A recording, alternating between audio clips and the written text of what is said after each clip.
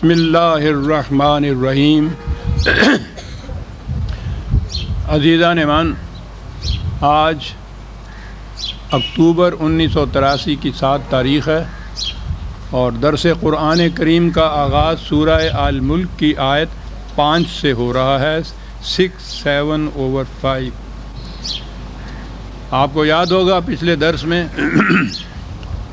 اس سورت کی ابتدائی 4 آیتوں میں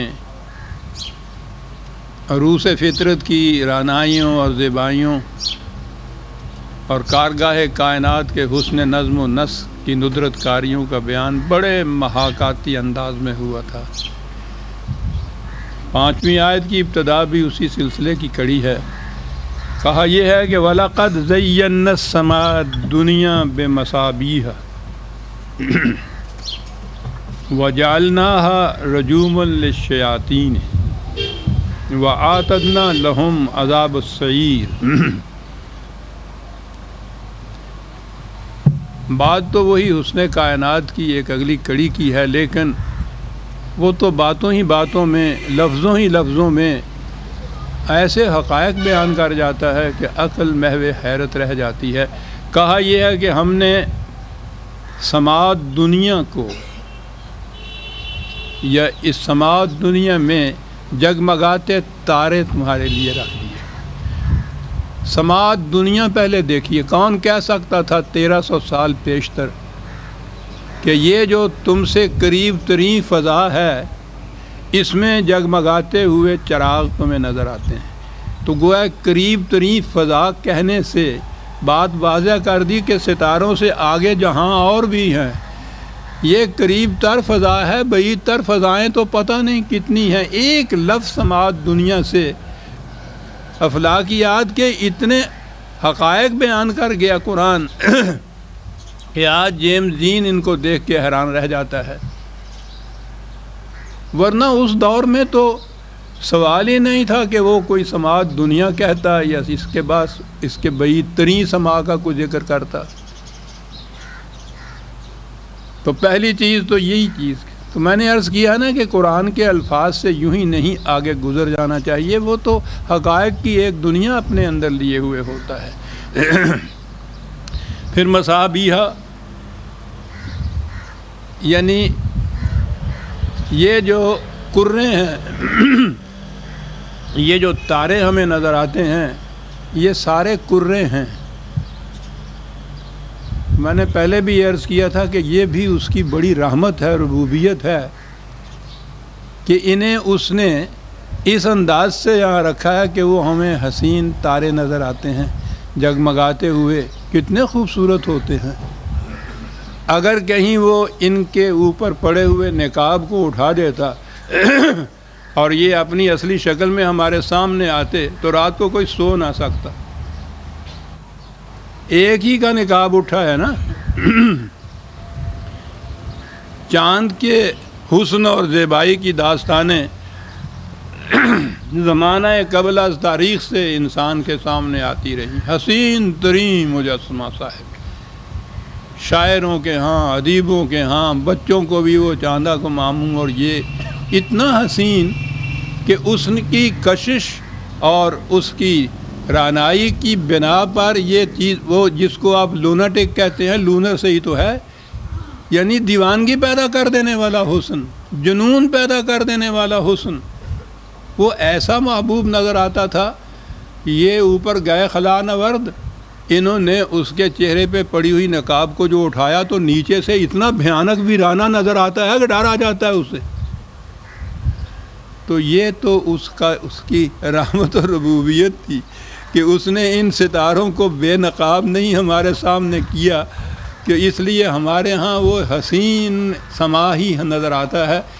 کتنا کرم ہے اس کا، بعض حقائق کو چھپانا بھی ہمارے لیے رحمت بن جاتا ہے ایسا۔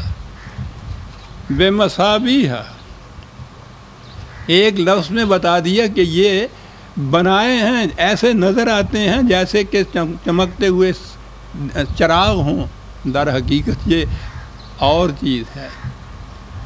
اگلی بات ہے اور میں سمجھتا ہوں کہ اگر آج کے پورے درس میں ہی وہ چیز آ جائے تو غنیمت سمجھتا ہوں، جعلناها رجوما للشیاطین، لیکن اس کے لیے تو بہت بڑی تمہید کی ضرورت ہے۔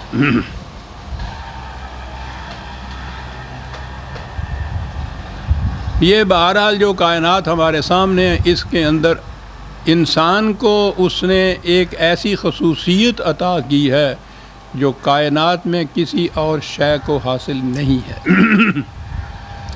اور وہ ہے اس کا اختیار و ارادہ۔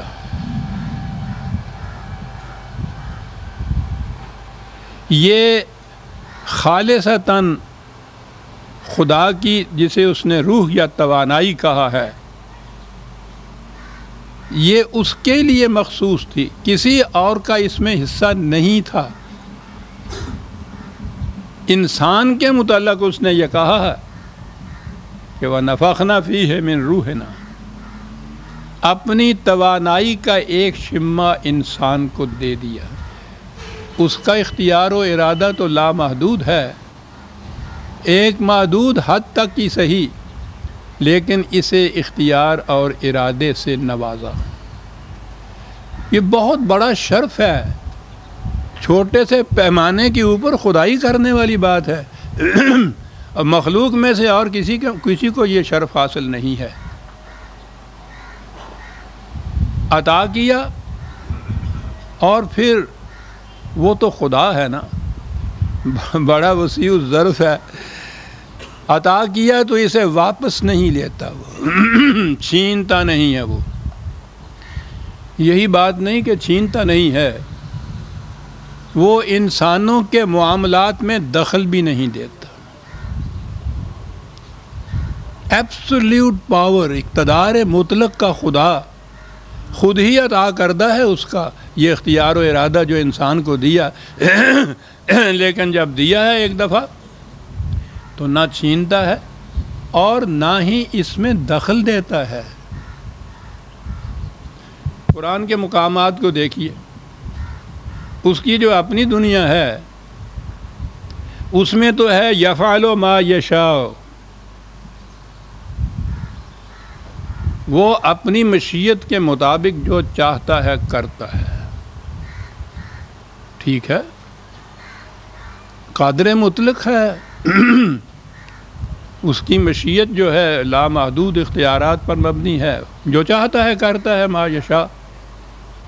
لیکن جب انسانوں کی دنیا کی طرف آتا ہے، وہی مادہ، وہی لفظ ہے، غور کیجئے یشاء جس کو اس نے وہاں کہا ہے، ان سے کہتا ہے کہ اعملوا ما شئتم، اپنی دنیا میں تمہاری مشیت چلے گی، ہماری دنیا میں ہماری مشیت چلے گی، تم جو جی میں آئے کرو، ہم دخل نہیں دیں گے۔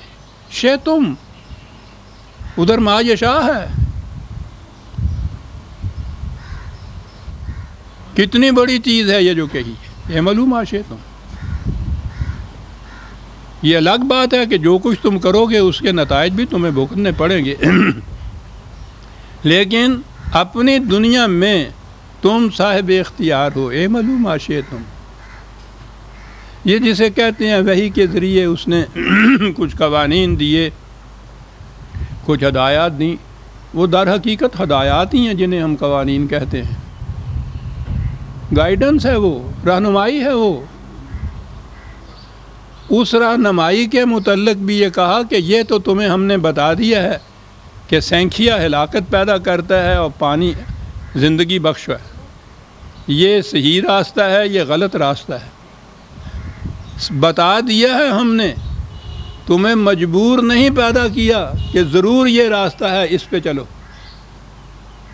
ہدایت صرف دی، اور ہدایت دینے کے بعد پھر کہا کہ فمن شاء فلیؤمن ومن شاء فلیکفر، 18/29 ریفرنس آپ لکھا کرتے ہیں، وہ جو اعملوا ما شئتم تھا 41/40 اتفاق سے ہے، یعنی ہدایت ہم نے دے دی ہے، جس کا جی چاہے صحیح راستہ اختیار کرے، جس کا جی چاہے غلط راستہ اختیار کرے، پھر وہی شاہ ہے،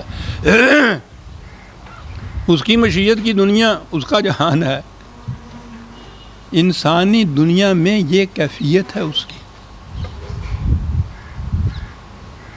تو یہ سب سے بڑی چیز خصوصیت ہے انسان کے لیے، ادھر خدا کو حاصل ہے، نیچے انسان کو حاصل